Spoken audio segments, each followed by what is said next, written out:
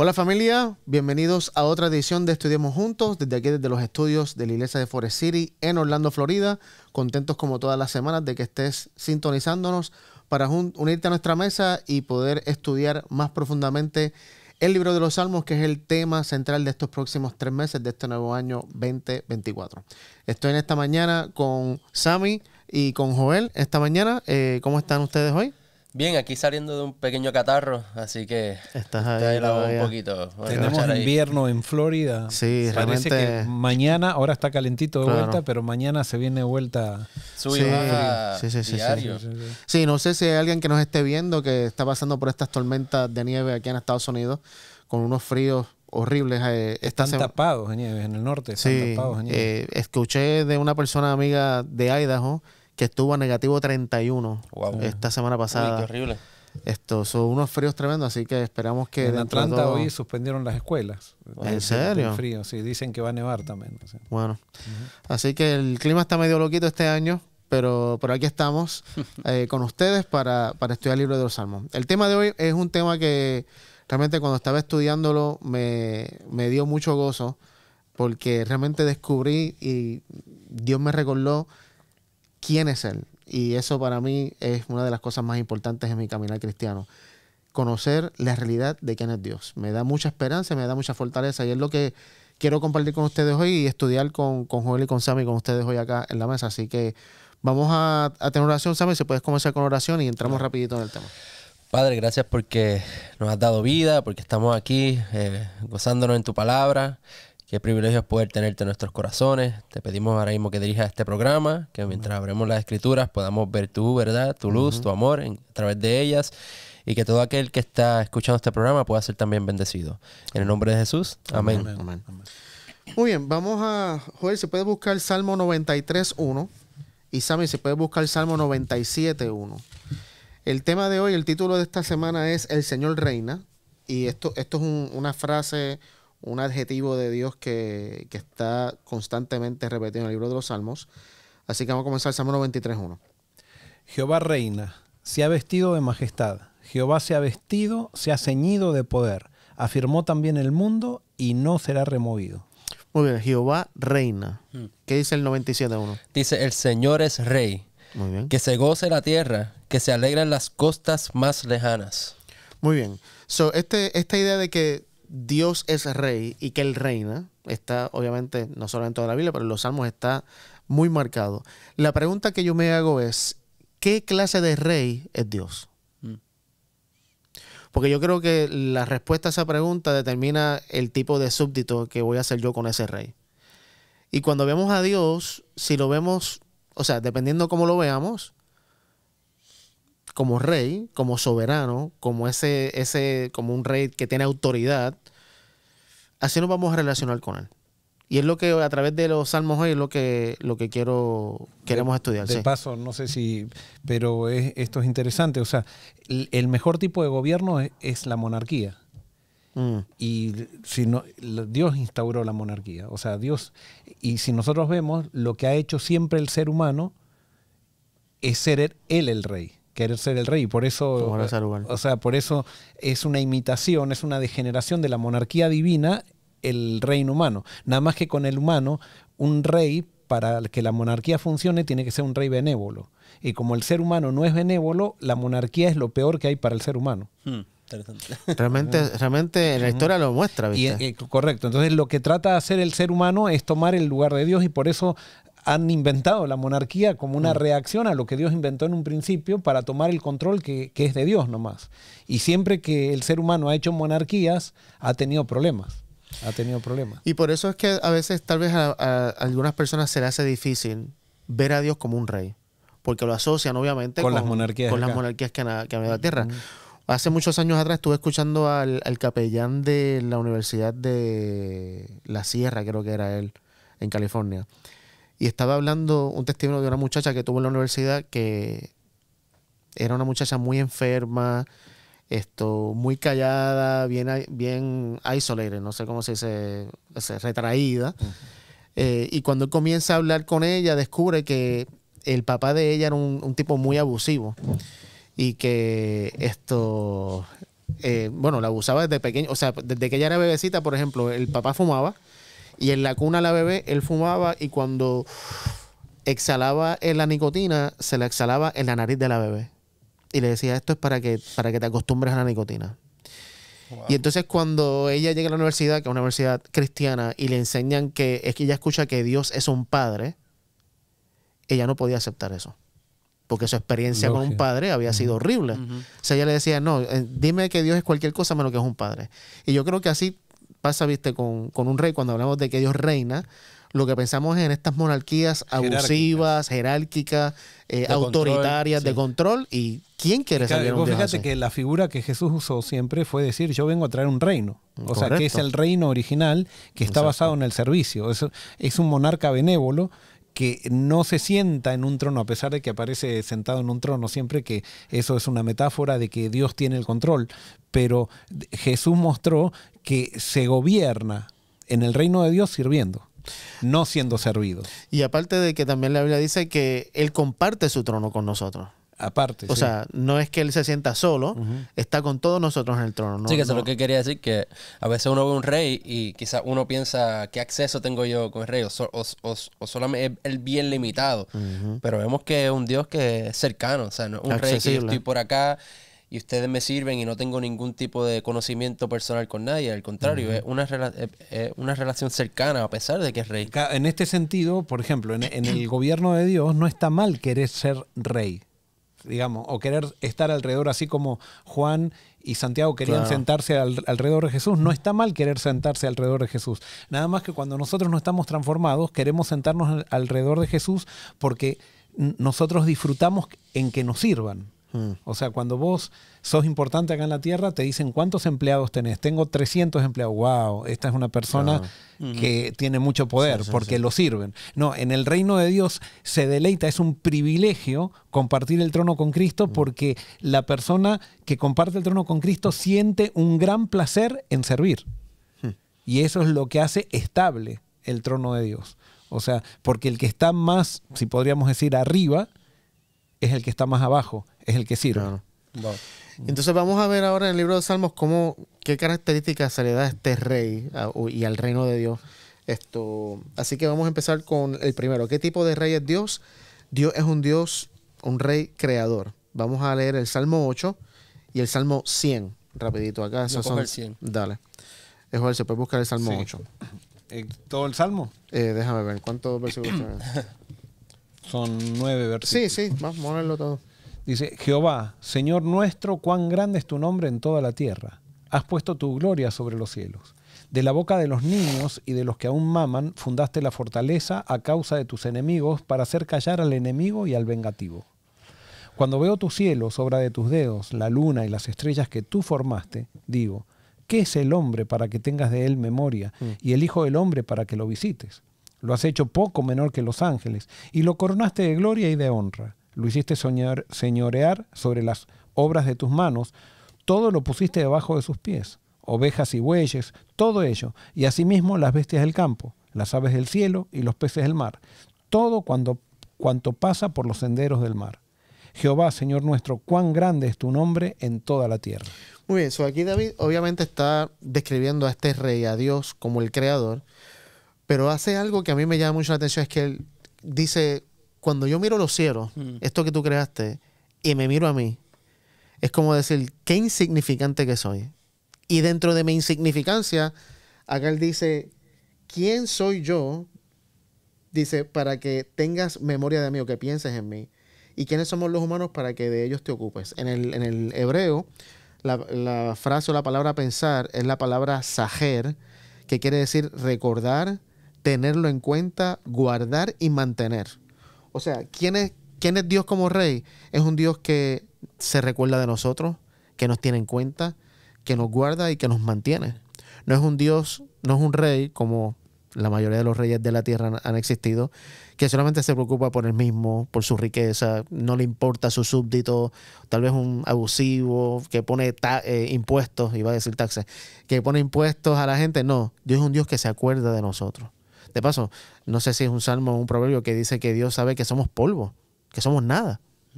Y entonces la palabra también cuando dice ¿quiénes son los hombres para que pienses de ellos, los seres humanos para que ellos tengan memoria o los visites? La palabra en hebreo es paked, que quiere decir preocuparse, vindicar, otorgar y omitir. O sea, un rey que cuando cometemos una falta, y Jesús ejemplificó esto en el Nuevo Testamento cuando habla de la parábola del siervo injusto, que él tenía una deuda con el rey, y cuando le pidió al rey perdón, ¿qué hizo el rey? Se la perdonó la deuda. Y entonces él fue, y alguien que le debía mucho menos no le perdonó. O sea, el mismo Jesús está describiendo que el Dios como rey es un Dios que perdona, que toma en cuenta lo que somos. Y eso es lo que yo veo aquí que David está describiendo en el Salmo 8. Ahora vamos al Salmo 100. ¿Cuántos versículos hay ahí? No me acuerdo. Yo creo que son poquitos también. Sí, 105. Dale. Ok, dice: aclamen con alegría al Señor, habitantes de toda la tierra. Adoren al Señor con gozo. Vengan ante Él cantando con alegría. Reconozcan que el Señor es Dios. Él nos hizo y le pertenecemos. Somos su pueblo, ovejas de su prado. Entren por sus puertas con acción de gracia. Vayan a sus atrios con alabanza. Denle gracia y alaben su nombre. Pues el Señor es bueno, su amor inagotable permanece para siempre y su fidelidad continúa de generación en generación. Tremendo, este salmo está hermoso. ¿Qué hace cuando reconocemos a Dios como creador, como rey? Lo que nos lleva es a adorarlo. Es la respuesta automática de reconocer que Dios es este rey, que dice aquí, como dice David, clamen con alegría al Señor, adoren al Señor con gozo.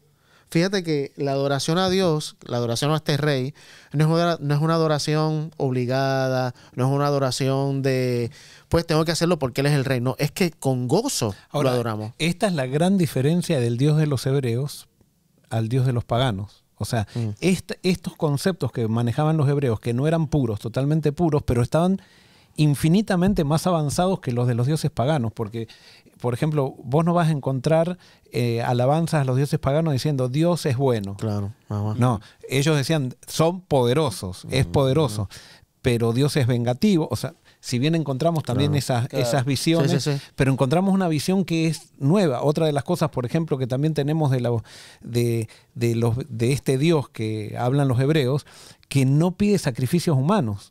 Mientras todos los otros dioses, para agradarlos, el sacrificio humano era la ofrenda más excelsa que un ser humano podía dar, o sea, matar a tu hijo en favor de Dios.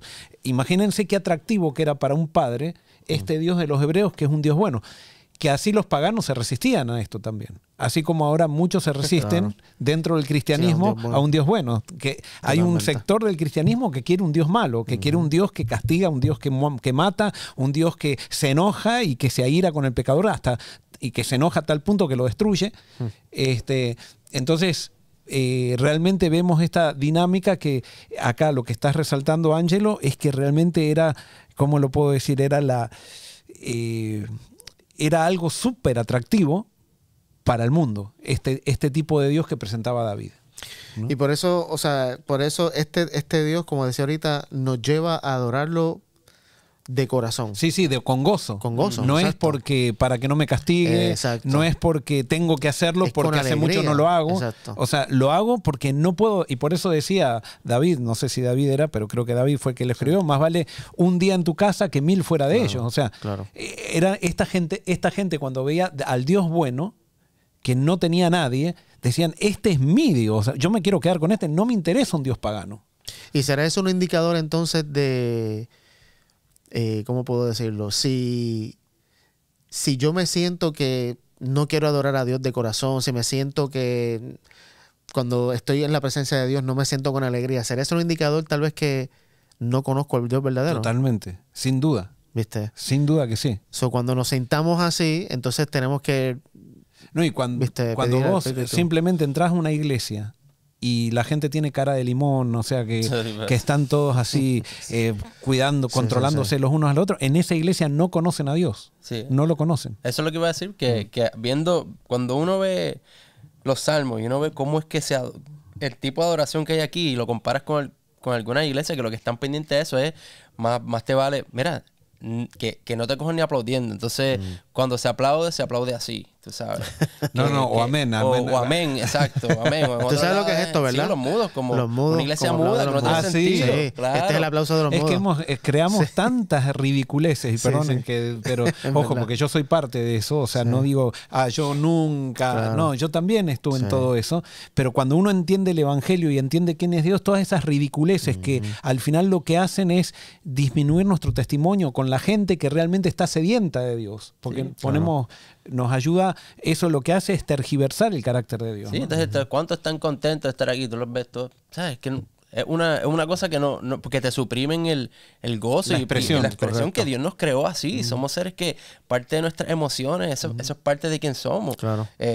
Bueno, justamente eso es herencia todo de la iglesia de la Edad Media, Ajá. que tergiversó el carácter de Dios y reverencia era entrar. Y hay gente que dice, ay, cómo me gustan las iglesias donde todo está callado, porque hemos confundido reverencia con silencio. Correcto. Y reverencia en la Biblia, y eso yo tengo algunos seminarios que puedo dar de eso, en la Biblia estar en silencio delante de Dios puede ser el acto de irreverencia más grande que existe. Wow. Ante un Dios que es tan bueno, el hecho de suprimir mis sentimientos delante de Dios es irreverencia. Wow. Bueno, y es que los salmos están llenos de ese concepto. Correcto. O sea, de que todo el tiempo, cuando están en la presencia de Dios, con alegría, con gozo, Con danza. alábenlo con instrumentos, ¿viste? Con palmas. Es como que ante Dios no nos podemos quedar callados. O sea, es como que sale del alma Eso así. una expresión de alegría y de gratitud que no, o sea, si la contenemos, o sea, yo creo que nos daría un ataque al corazón. Entonces, volviendo a la pregunta, ¿qué tipo de rey es Dios? Es el creador, pero aquí también en los Salmos me fascina el versículo 5, que dice, ¿cuántas? 3 características de Dios. Dice, el Señor es bueno, su amor inagotable, y me fascina la expresión inagotable porque otras versiones dicen misericordia, permanece para siempre y su fidelidad continúa de generación en generación. De paso, cuando dice su amor inagotable, su misericordia, la palabra en hebreo es hesed, que es la palabra que estuve estudiando a principios de este año en un sermón que di, que tiene, o sea, abarca tanto, pero al final del día es un amor que te ama no importa qué. Ahora, es inagotable, ¿no? Por eso. Sin exacto. medida. No, sin medida. Sin embargo, enseñamos muchas veces que la gracia de Dios tiene medida. Tiene límite. Tiene un Exactamente. límite, la gracia, y después comienza la justicia de Dios. Es una O sea, contradicción. termina la gracia y comienza la justicia. Y hacemos a la justicia como algo contrario al amor de Dios. Es terrible. Esos conceptos son antropomórficos. O sea, nosotros estamos evaluando a Dios de acuerdo a nuestras propias características y no descubriendo quién es Dios de acuerdo a lo que mostró Jesús. Y por eso a veces tenemos que tener mucho cuidado cuando leemos cosas, porque a veces leemos cosas que comienzan diciendo, no, Dios es amor, su amor es inagotable, y justo después te tira, pero su justicia contra los ese impíos, pero, el castigo. ese fuego consumidor. Sí, y o demás, sea, vale. Dios es bueno, pero... Exacto, o sea, no, su amor no tiene límite, es inagotable, su misericordia, su gracia, y eso es lo que la palabra en hebreo hesed abarca, o sea, es un amor inagotable, que te ama, no importa qué. Ese es el amor de Dios, de este rey. Entonces, quería hacer una pausa, porque en este estudio esto no aparece obviamente, pero quería hacer una pausa de cómo Jesús explicó, describió y amplió lo que es el reino de Dios. Porque obviamente estamos hablando que Salmos muestra que Dios es un rey. ¿Cómo Jesús describió o habló de qué es el reino de Dios? Porque Jesús habló mucho del reino de Dios. Y tengo aquí estos 3 textos. Vamos a leer Marcos 1.15. ¿Quién lo busca? Marcos 1.15. Yo lo busco. Dale. Lucas 17.21. Y yo busco Lucas 8.1. Y entonces las 3 cosas que tengo es... déjame buscar aquí Lucas 8 antes de hablar de esto.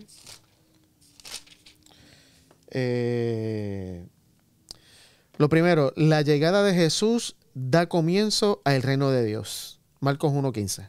¿Qué dice? Dice, por fin ha llegado el tiempo prometido por Dios, anunciaba. El reino de Dios está cerca. Arrepiéntanse de sus pecados y crean la buena noticia. Muy bien. Así que acá Jesús está diciendo que con su venida, con su llegada, ahora el reino de Dios ha llegado. Jesús es el reino, Lucas 17.21. ¿Qué dice? ¿Ese que tú tenías? No, ese era Marcos. A vos me habías pedido que busque algo. Perdóname. Lucas 17.21. 17:21 Sí. dice así. ni dirán, helo aquí, helo allí, porque el reino de Dios está entre vosotros. Ok, ¿y a qué se refería Jesús cuando dijo que el reino de Dios está entre Y vosotros? que Él estaba entre medio. Él estaba entre ellos. So, Jesús es, O si sea, pudiéramos decir, la personificación del reino. Él es el rey, o sea, un reino Exacto. sin rey no existe. El rey, es más, el reino es el reflejo del carácter del rey. O sea, lo que se Correcto, viva en un correcto. reino es lo que es el rey. Si vos tenés un rey autoritario, el reino va a ser lleno de autoritarismo. Tenés un rey benévolo, el reino va a ser una ley benévola. Y fíjate, aquí en términos humanos hablando, eso lo vemos cuando hay un, no sé, llega un presidente o una embajada, tal vez, no sé si la embajada sería el mejor ejemplo, donde la embajada está en un territorio extranjero, pero donde está esa embajada o si está el presidente o lo que sea, él representa a su país, el reino, por decirlo así, donde él venga. So, donde quiera que él está su reino, está su país. Y ese mismo Jesús, ¿no? Él, donde quiera que él estuviera, está su reino también allí. Bueno, y él estaba, sin duda, estaba haciendo una obra porque estaba desbancando al que había usurpado el reino, que era Satanás. Entonces el reino se ha acercado porque cuando él dice consumado es, entrega su espíritu y él resucita, el reino de Dios se hace una realidad en este mundo. O sea, ¿por qué? Porque el reino de Dios está donde los principios de Jesús se manifiestan. Y ahora el reino de Dios está entre nosotros, o sea, porque ahora nosotros somos nosotros somos embajada Exactamente. de Dios en el mundo. O sea, Qué tremendo. porque en nosotros tiene que haber un principios de vida, que son los principios, el fruto del Espíritu, los principios del Espíritu, que donde vamos somos contraculturales, estamos llevando el reino. ¿Qué clase de rey que nos hace a nosotros ser extensión de su reino, viste? O sea, representantes de él. Qué lindo. Eso, Vos muy raro fíjate que un rey ahora haga eso. nosotros somos iglesia, no es que hay un templo, ahora somos iglesia nosotros. Tremendo, tremendo. Muy bien, Lucas 8.1, el evangelio y el reino de Dios son lo mismo. En Lucas 8.1 dice, poco después Jesús comenzó un recorrido por las ciudades y aldeas cercanas, predicando y anunciando el evangelio acerca del reino de Dios. Y llevó consigo a sus 12 discípulos. O el reino de Dios son buenas noticias, es el evangelio. Porque como tú decías, es el carácter de Dios. Y eso es justamente lo que estamos tratando de definir acá. Y por último vamos a leer 1 Corintios 15, 20 al 28. 1 Corintios 15, 20 al 15, 28. 20 al 28. Leo. Dale. Lo cierto es que Cristo sí resucitó de los muertos. Él es el primer fruto de una gran cosecha, el primero de todos los que murieron. Así que, ya ven, tal como la muerte entró en el mundo por medio de un hombre, ahora la resurrección de los muertos ha comenzado por medio de otro hombre. Así como todos mueren porque todos pertenecemos a Adán, todos los que pertenecen a Cristo recibirán vida nueva. No, pues está bien, sí. Está diferente a la tuya. Está bien. Sí, es que tengo la Sí, no, traducción dale, viviente, sí, pero lo puedo también. cambiar si quieren. No, dale, sigue. ¿Hasta cuándo era? ¿El 25? Hasta el ¿verdad? 28. 28. Sí. Pero esta resurrección tiene un orden. Cristo fue resucitado como el primero de la cosecha. Luego todos los que pertenecen a Cristo serán resucitados cuando Él regrese. Después de eso vendrá el fin, cuando Él le entregará el reino a Dios el Padre. Luego destruir a todo gobernante y poder y toda autoridad. Pues Cristo tiene que reinar hasta que humille a todos sus enemigos debajo de sus pies. Y el último enemigo que será destruido es la muerte. Pues las escrituras dicen, Dios ha puesto todas las cosas bajo su autoridad. Claro que cuando dice todas las cosas están bajo su autoridad, no incluye a Dios mismo, quien le dio a Cristo su autoridad. Entonces, cuando todas las cosas estén bajo su autoridad, el Hijo se pondrá asimismo bajo la autoridad de Dios, para que Dios, quien le dio a su Hijo la autoridad sobre todas las cosas, sea completamente supremo sobre todas las cosas en todas partes. Obviamente de aquí podemos extraer un montón de Sí, otras un cosas, montón de cosas. pero del tema que quiero hablar es que fíjate cómo es la mente de Dios y su reinado. O sea, es que es totalmente diferente a los reinos humanos. El Padre le da toda autoridad a Jesús, que la recibió cuando resucitó, ¿no? ¿Y qué hace Jesús con esa autoridad? Se la devuelve al Padre. O sea, es una ausencia total de orgullo que existe en el corazón de Dios, que es que todo es compartido. no se quedan con absolutamente nada para ellos. Es como que yo te doy autoridad, pero yo te la regreso. Es como Tú hablas bien de mí, yo hablo bien de ti. Nunca vas a ver a Jesús diciendo, adórenme a mí. Él dice, adoren al Padre. Correcto. Y nunca vas a ver al Padre diciendo, adórenme a mí, adoren al Hijo. Siempre. O sea, fíjate el tipo de rey. Por eso es que, como tú decías ahorita, es contracultural, porque no, es que no lo hemos visto nunca en la humanidad a un rey así. O sea, vimos gente que se acercó a eso y vimos las consecuencias en su reino. Y gente que nada más que cuando el hombre tiene poder, se corrompe.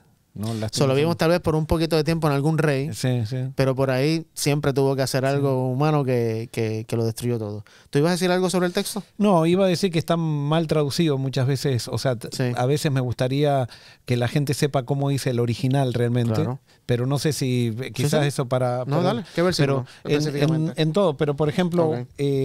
hay varias cosas que están mal traducidas, Ok. en este versículo especialmente. Dice, así como en Adán todos mueren, en el 22, Ok. en el original diría, así como en Adán todos mueren, también en Cristo todos serán vivificados. Ahí se le agrega Los que pertenecen a a Cristo, Cristo, ¿no? sí. Y después, cuando habla de todas las cosas, en el original griego, las cosas han sido agregado por los traductores. O sea, tendría que leerse por ¿Qué ejemplo, verso? 27. en muchos versículos, pero vamos a específicamente en el 27 dice, porque todo lo sujetó, en el original tendría que, dice, porque todo lo sujetó debajo de sus pies. Y cuando dice todo ha sido sujetado a él, claramente se exceptúa aquel que sujetó todo. O sea, las cosas ha sido añadido. ¿Por qué? Porque parece como que solamente incluye lo material, eso, como la naturaleza, o sea, lo creado bueno, todo es creado por Dios, pero Claro. no incluye a los seres humanos. No, ahí está hablando de todo, o sea, todo, absolutamente toda la creación, no las cosas. Cuando vos le pones las cosas, es como que las cosas inanimadas pareciera que estuviera diciendo, ¿no? Simplemente Buenísimo, para no, aclarar. gracias. De paso, para los que nos estén viendo también y escuchando, hay un website y una aplicación al teléfono, si usted sabe inglés, que es muy buena para encontrar el significado de las palabras en el original griego y hebreo, que digo, no sé si es una promoción que le estoy haciendo y no me están pagando, pero anyway, es bueno porque realmente va a profundizar mucho ese estudio. Se llama Blue Letter Bible, la Biblia de letra azul. Lo puede buscar ahí y ahí es totalmente gratis, no tiene que pagar nada y es un buen recurso para justo lo que Jorge estaba diciendo. Muy bien, así que Jesús es el reino, el evangelio y el reino son lo mismo. El reino es de Cristo, pero Cristo se lo da de nuevo al Padre. Y Jesús, la llegada de Jesús da comienzo a este reino para que se haga una realidad. Ese es un paréntesis que estábamos haciendo sobre el reino. Pero estamos contestando a la pregunta, ¿qué tipo de rey es Dios en los Salmos? Ya vimos que es un Dios creador, que es un Dios bueno, un rey de amor, un rey de fidelidad. Y ahora un tema que últimamente está muy, por lo menos para mí, me está dejando de día, como yo digo. ¿Qué tipo de rey es Dios? Bueno, los Salmos describen a Dios como un juez. Vamos al Salmo 75. Salmo 75.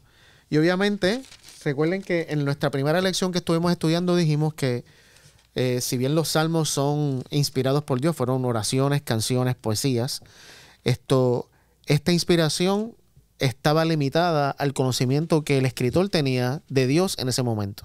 Y por eso la llegada de Jesús, que da comienzo al reino, a lo que realmente es el reino de Dios y quién es Dios, nos ayuda a aclarar muchos de estos conceptos que esta gente tenía en los libros de los Salmos, específicamente cuando hablamos del juez. ¿Por qué?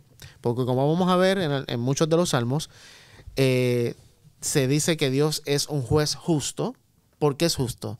Porque salva al bueno y castiga al malo. Esa era la mentalidad de esta época. Obviamente Jesús nos expande ese concepto y nos dice que no es así. Pero vamos ahora a... Bueno, o sea, Ajá. sí es medio así. O sea, lo que pasa es que cuando nosotros hablamos de castigo, interpretamos al castigo, cuando Dios castiga, lo interpretamos como nosotros castigamos. Correcto. Y así como la ira de Dios es diferente a la ira del ser humano, el amor de Dios es diferente al amor del ser humano, el castigo de Dios es diferente al castigo que hacemos los Sí, el seres castigo, humanos. el propósito es siempre el mismo, es amar. Y el propósito es construir. Ajá. Claro. Para bendecir, no es para maldecir a nadie. Por eso el juicio, cuando hablamos, y cuando yo era un chamaquito, o sea, un adolescente, me hablaban del juicio de Dios y a mí me daba miedo. Porque A todos. en un juicio, ¿qué pasa? En un juicio el culpable se manda a la cárcel, le dan la pena de muerte y yo sé que yo soy culpable. Claro. Entonces, cuando me hablaban de que Dios es un juez y que hay un juicio investigador, que mi nombre puede pasar en cualquier momento, eso me aterrorizaba. ¿Qué tipo de juez es Dios? Vamos a leerlo acá. Juez es Salmo 75. Vamos a leerlo completo porque lo que tiene son, creo que 9 o 10 versículos. 10 versículos. ¿Quién lee los primeros 5 y después empieza Joel y después Ok. Samuel? Gracias te damos, Dios, gracias te damos, pues cercano está tu nombre, los hombres cuentan tus maravillas. En el tiempo que yo decida, juzgaré rectamente. Se arruinaban la tierra y sus moradores. Yo sostengo sus columnas. Dije a los insensatos, no os jactéis, y a los impíos, no os enorgullezcáis. No hagáis alarde de vuestro poder, no habléis con cerviz erguida. No levantes tus puños desafiantes contra los cielos, ni hables con semejante arrogancia. Pues nadie en la tierra, del oriente ni del occidente, ni siquiera del desierto, debería alzar un puño desafiante. Dios es el único que juzga. Él decide quién se levantará y quién caerá. Pues el Señor sostiene una copa en la mano llena de vino espumoso mezclado con especias. Él derrama el vino en señal de juicio, y todos los malvados lo beberán hasta la última gota. En cuanto a mí, siempre proclamaré lo que Dios ha hecho. Cantaré alabanzas al Dios de Jacob. Pues Dios dice, quebraré la fuerza de los malvados, pero aumentaré el poder de los justos. Muy bien, acá entonces David dice esto es un salmo de Asaf. En el versículo 2, que Dios dice, haré justicia contra los perversos. No, ¿cómo dice tu versión, Juan? El versículo 2. En el tiempo que yo decida, juzgaré rectamente. Muy bien, juzgaré rectamente, interesante.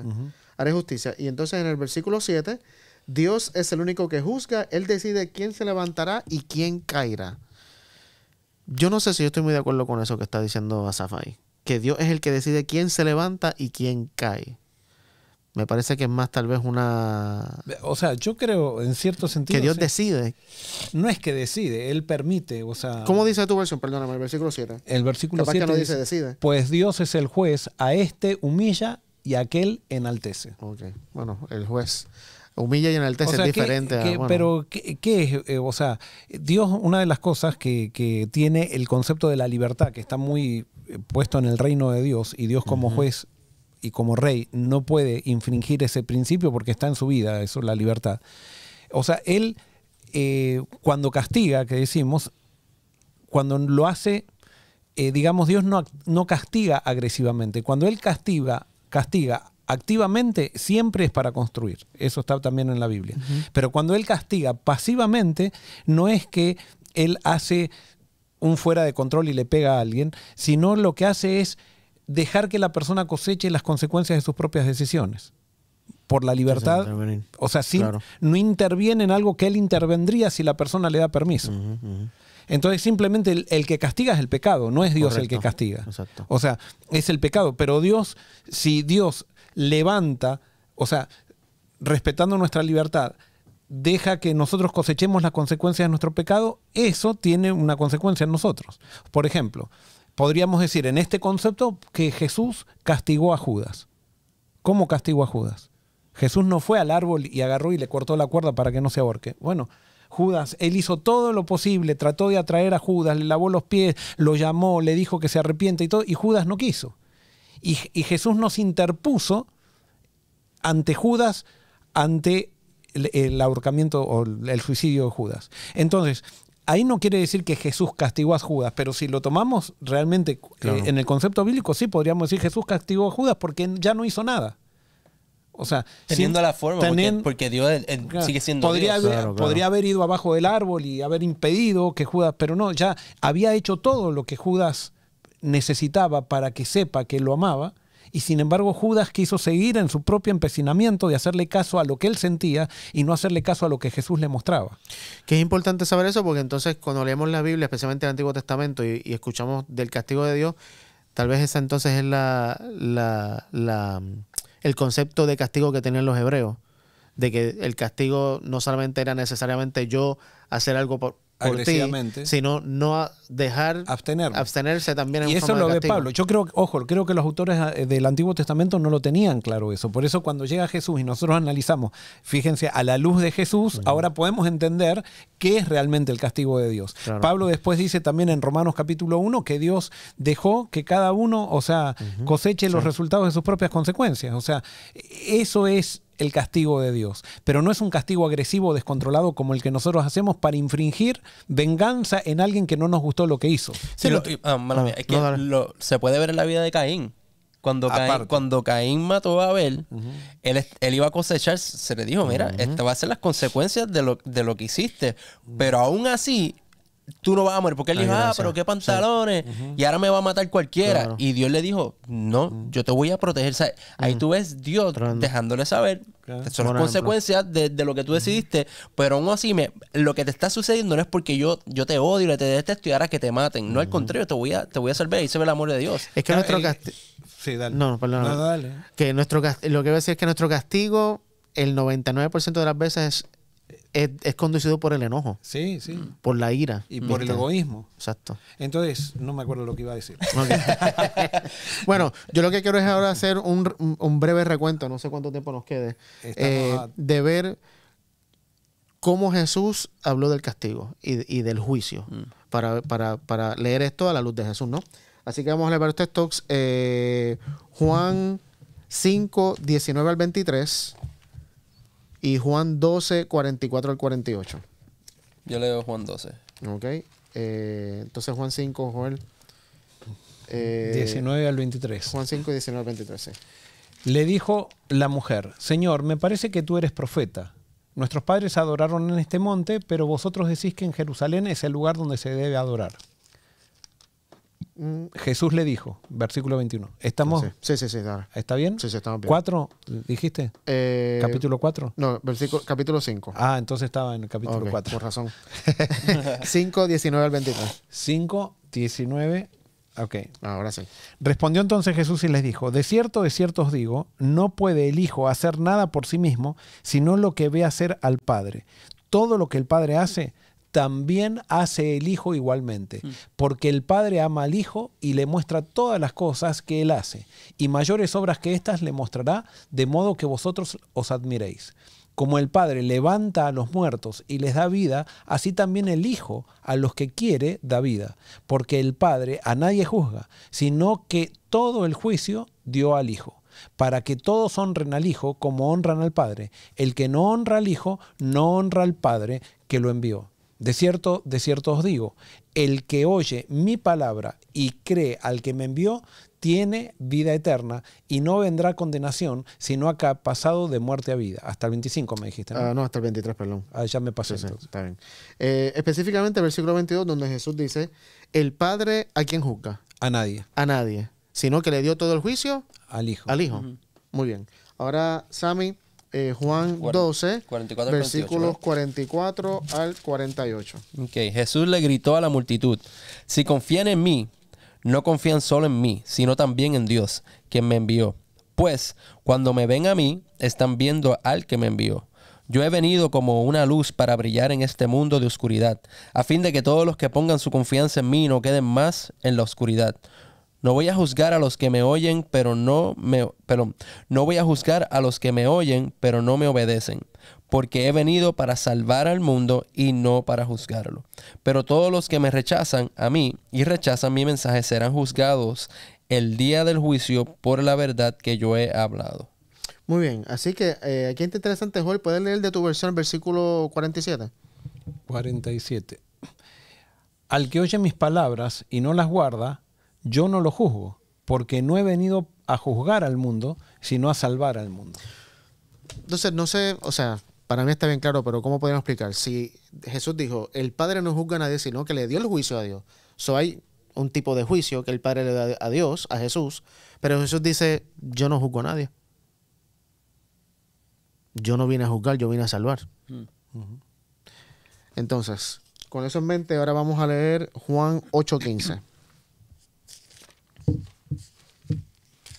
Juan 8:15.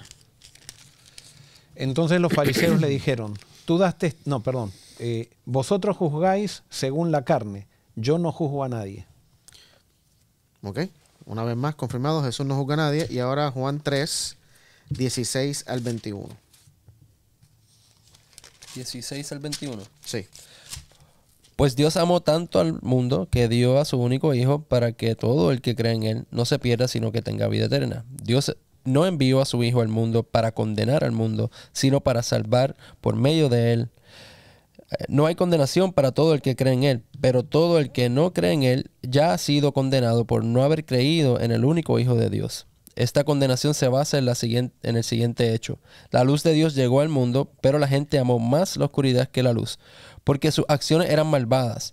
Todos los que hacen el mal odian la luz y se niegan a acercarse a ella porque temen que sus pecados queden al descubierto. Pero los que hacen lo correcto se acercan a la luz para que otros puedan ver que están haciendo lo que Dios quiere.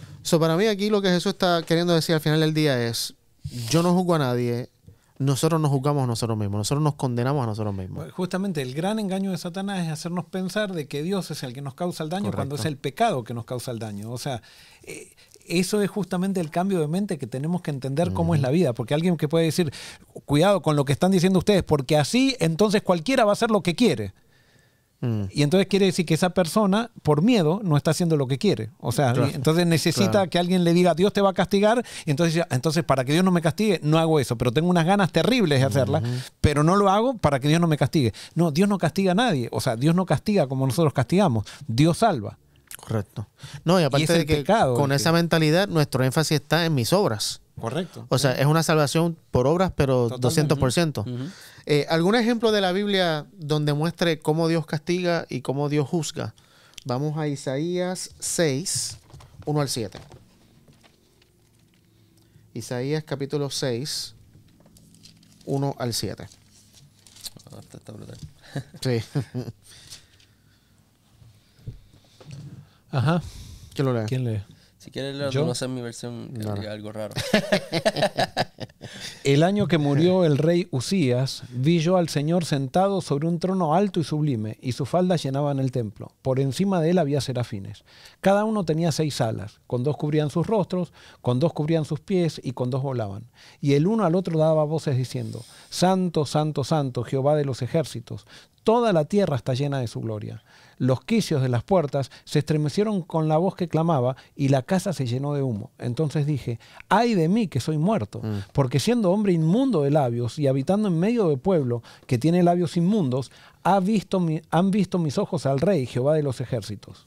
Y voló hacia mí uno de los serafines trayendo en su mano un carbón encendido, tomado del altar con unas tenazas. ¿Hasta qué versículo? Hasta el 8.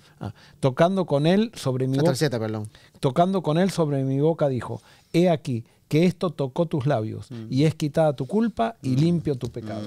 Brutal. Este es el juicio de Dios. Me encanta.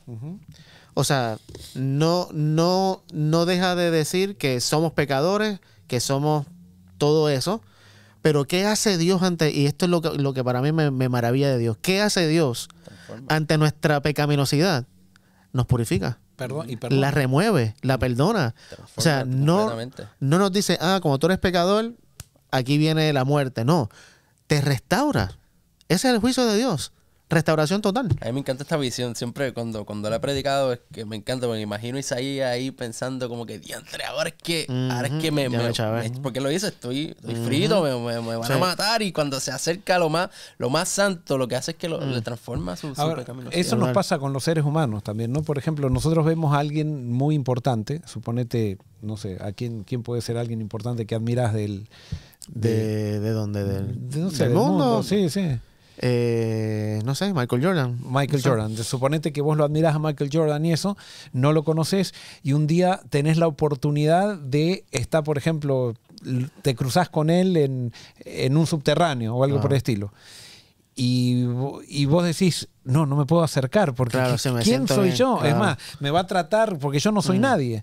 Y te acercás a él, suponete que Michael Jordan sea buena gente. Y te acercás y él te dice, Ángelo, ¿cómo estás? Claro. ¿Y qué, me conoces? No te conozco, pero hoy te veo que dice Ángelo, claro. Y te trata de igual a igual y vos decís, wow, es todo eso, y a la vez me trata como si fuéramos amigos. O sea, tremendo. ese es Dios. Pero Exacto. nosotros estamos acostumbrados, ¿no? A Michael Jordan que dice, ¿quién sos vos? Claro. O sea, con Sí, guardaespaldas, sí. con gente... No te puedes acercar a Claro. mí. Entonces nuestra mentalidad nos aleja o sea, no es que Dios está lejos, sino que nuestra manera de pensar de Dios nos aleja de Dios. Exactamente. Y eso es el pecado, justamente. Y te hace relacionarte de una forma diferente con Dios, porque ya ves que es cercano. Yo me acuerdo una vez, cuando yo estaba en la Escuela Libre de Música allá, llegó a la escuela Giovanni Hidalgo, que es el percusionista más virtuoso que del mundo, puertorriqueño. Y él llegaba allí y tú ni sabías ni quién era él, la gente no sabía quién era él porque él estaba hablando contigo como una persona tan normal. Y tú decías, este hombre que... ¿sabes? Y te sientes así, es lo mismo Dios, es como que wow, si tú realmente reconoces y entiendes el carácter de que Dios está ahí tan cercano, que no tienes que temerle, que no está ahí para condenarte, para humillarte, para sentir mal, al contrario, que quiere relacionarte contigo y darte Y eso es lo que te acerca a Él. De la otra manera, te acercas por conveniencia, por salvación por obra. O sea, me acerco por lo que Dios me puede dar. Cuando vos te das cuenta de que Dios te acepta así como sos, vos no querés salir de la presencia de Él. Correcto. Y eso te transforma. Y sabes que ahora que diste ese ejemplo, me pasó algo así en vida real. Ajá. Una vez estaba viajando a Puerto Rico y viste que a Puerto Rico a veces los viajes de aquí de Orlando llegas a la 1 de la mañana, a 2 de la mañana. Llegué como a las 2 y pico de la mañana y cuando estoy en el aeropuerto, así sentado en un gate, que había un poquito de personas, está Charlie Aponte del Gran Combo, una banda de salsa puertorriqueña. Y yo lo veo y dije, ¿será ese Charlie Aponte? Contra, sí, es él. Y como estaba solo, dije, contra, me gustaría tirarme una foto con él, pero pensé, nada, que va a tirarse una foto conmigo. ¿Quién soy yo? Justo lo que tú dices. Y después digo, no, dale, lo voy a preguntar, total. Lo que puede decir es que no y ya. Y le digo, Charlie, le digo, así sin conocerlo nunca, mira esto, ¿te puedes tirar una foto conmigo? ¿Y sabes lo que el tipo me contestó? Me dice, sería un ingrato si no me tomo una foto contigo. De hecho, y se levantó y está hablando con una gente, se levantó, se tomó el selfie conmigo y ahí se fue. Bueno, mira, hablando de eso, ahora me acordé de otra. Una vez estaba en Bering Springs cuando estaba estudiando la maestría y me había invitado una amiga a comer con otros amigos y entonces era el sábado, íbamos a ir a comer y entonces cuando estamos yendo a la casa me dice, no tienen problema, dice, yo tengo que traer a un invitado a la casa también, dice, no es un invitado, me pidieron que lo atienda y eso porque somos amigos con la familia y le digo, está bien. Y llegamos a la casa y ¿quién era? Muhammad Ali. ¿En serio?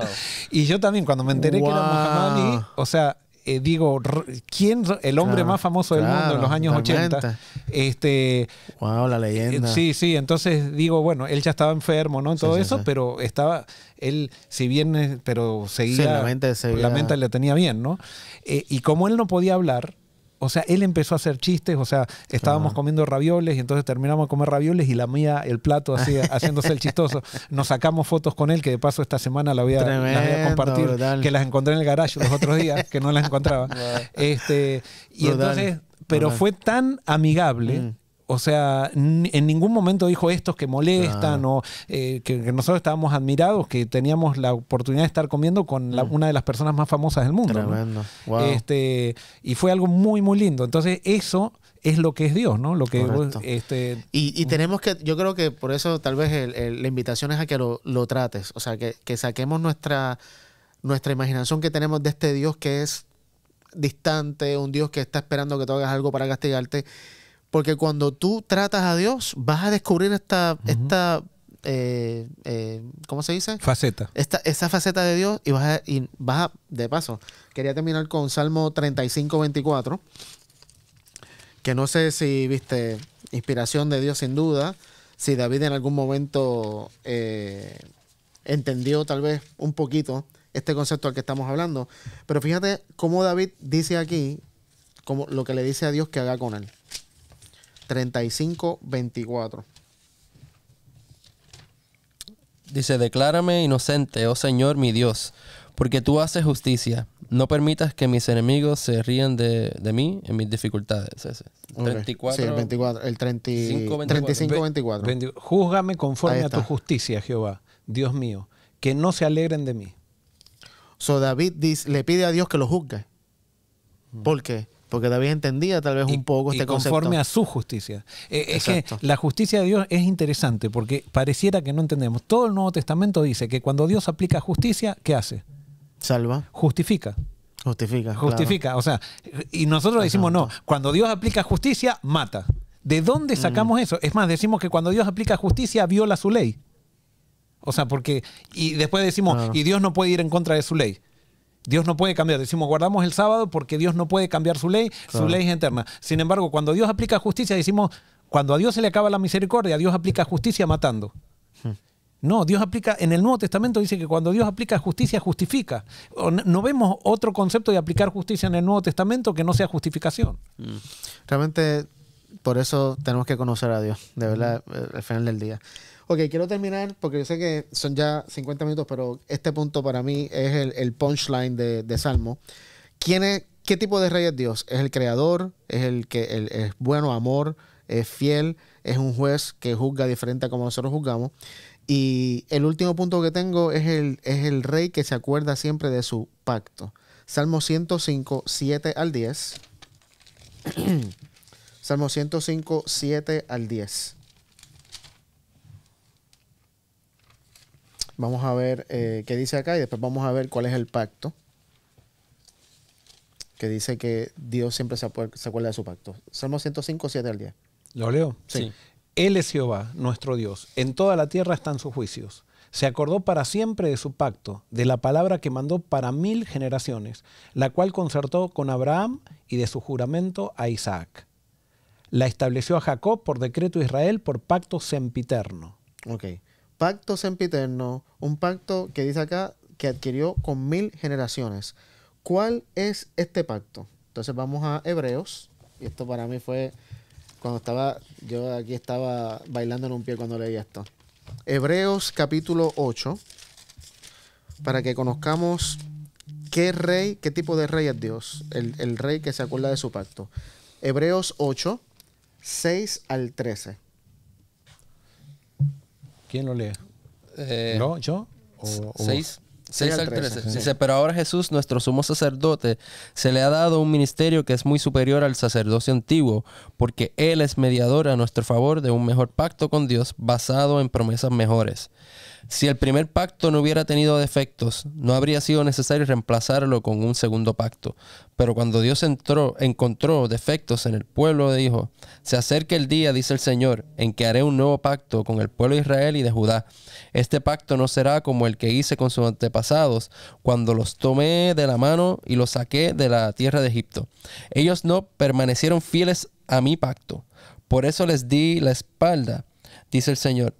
Pero este nuevo pacto que haré con el pueblo de Israel, en ese día, dice el Señor, pondré mis leyes en su mente y las escribiré en su corazón. Yo seré su Dios y ellos serán mi pueblo. ¿Hasta cuándo? Hasta el 13. Y no habrá necesidad de enseñar a sus vecinos, ni habrá necesidad de enseñar a sus parientes, diciendo, deberías conocer al Señor, pues todos ya me conocerán, desde el más pequeño hasta el más grande. Perdonaré sus maldades y nunca más me acordaré de sus pecados. Cuando Dios habla de un nuevo pacto, quiere decir que ha hecho obsoleto al primero, el cual ha caducado y pronto desaparecerá. O sea, esto está brutal. En el versículo 11, cuando dice... no habrá necesidad de enseñar a sus vecinos y nadie porque que deberías conocer al Señor, pues todos me conocerán. En el griego la palabra conocerán ahí es la palabra aido, que quiere decir ver, yo añadí ver la realidad de Dios, estar consciente, contemplar, saber, estar seguro y desear.